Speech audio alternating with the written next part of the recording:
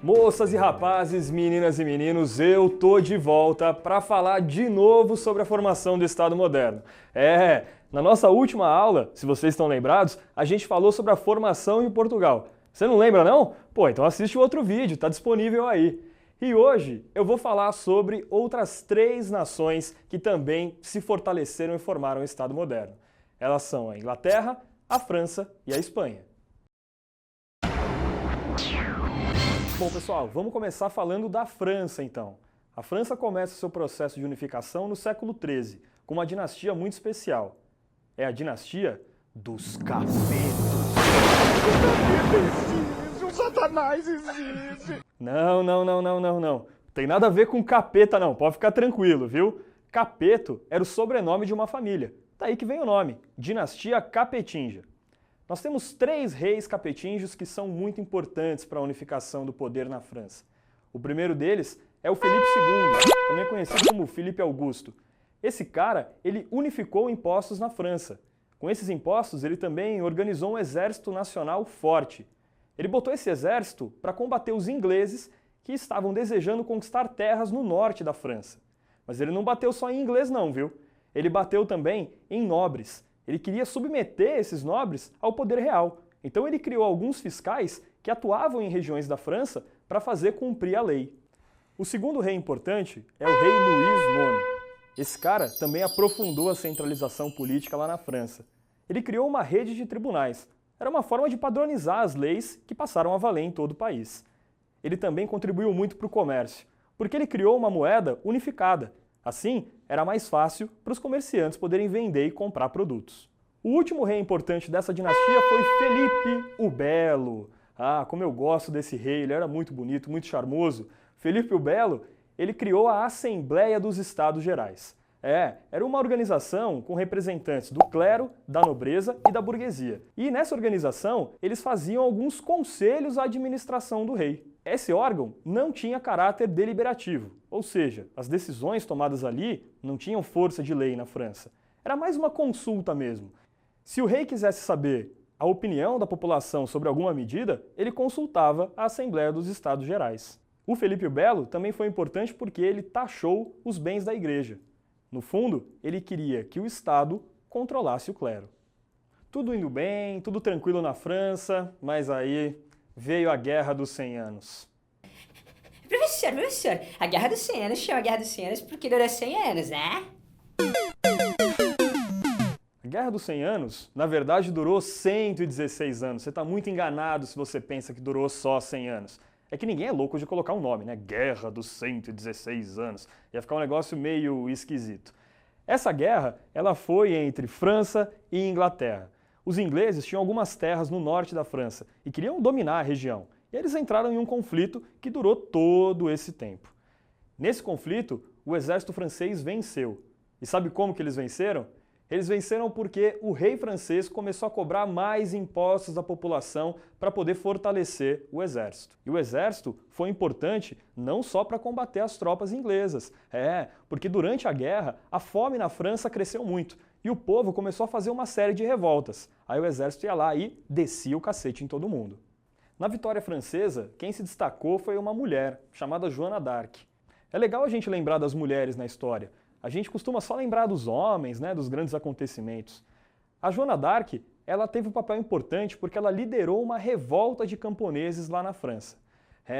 Ela dizia que tinha visões de Deus e que Deus tinha falado para ela que os ingleses seriam derrotados pelos franceses. Mas eu tenho um pouco de pena da Joana d'Arc. Apesar de ela ter ajudado a ganhar a guerra, ela foi capturada pelos ingleses e condenada pela Inquisição. Acusada de heresia, ela chegou a morrer na fogueira.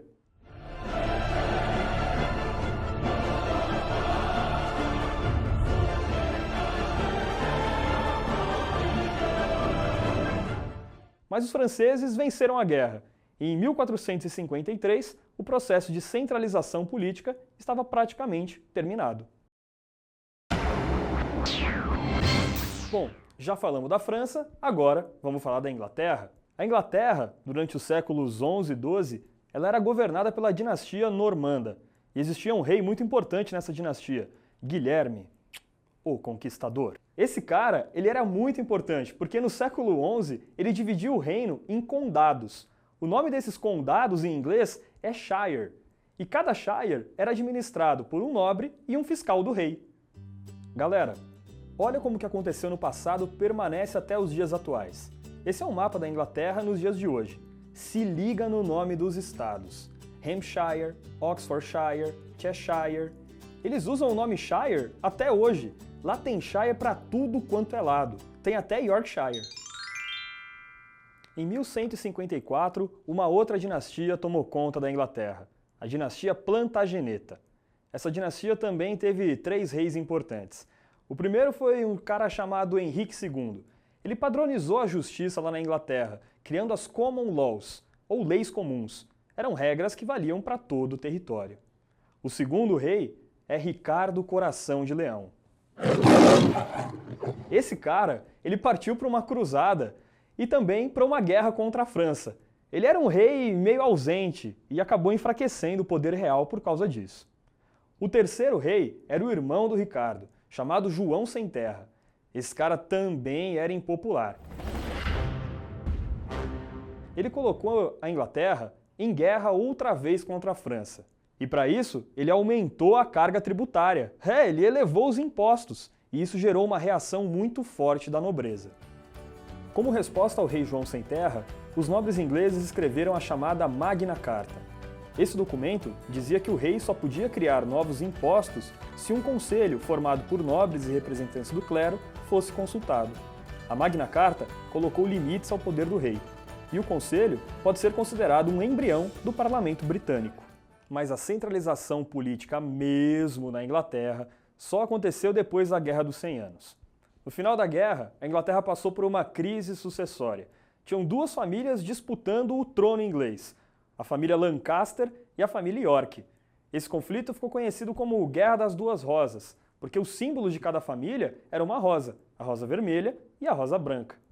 Os Lancaster venceram essa batalha e apoiaram Henrique VII, conhecido como Henrique Tudor. Você já deve ter ouvido falar dos Tudor, né? Uma família importante lá na Inglaterra. O Henrique VII foi um cara muito importante. Ele era um monarca muito poderoso que consolidou a centralização do poder. Por último, vamos falar da Espanha, que estava vivendo o mesmo contexto da unificação de Portugal. Vamos lembrar, Península Ibérica ocupada pelos muçulmanos, desde 711 d.C. Se você não lembra, pega lá no outro vídeo, dá uma relembrada, dá uma assistida. Só o norte da Península Ibérica é que estava livre dos muçulmanos. E foi no norte da Península Ibérica que se formaram alguns reinos cristãos. A partir do século XI, iniciou-se a Reconquista e formaram-se 4 reinos cristãos no norte da Península Ibérica: Castela, Aragão, Navarra e Leão. Castela e Aragão anexaram os outros reinos ao seu território. Em 1479, o rei de Aragão, Fernando, e a rainha de Castela, Isabel, se casaram. O casamento dos reis católicos uniu Aragão e Castela, e aí nascia a Espanha. O casamento de 2 reis acabou centralizando o poder em um país. Juntos, eles puderam combater os muçulmanos, que ainda estavam em Granada, no sul da Espanha. Foi a última região a ser libertada dos muçulmanos. Eles conseguiram vencer os árabes em 1492. 1492... Cara, é a chegada do Colombo na América! Então, na nossa próxima aula, a gente vai estudar a expansão marítima. Valeu! Professor, super didático chama super didático porque as aulas são super didáticas? Mano, se você gostou desse vídeo, curte aqui, se inscreve no canal e conta pra todo mundo que a gente é super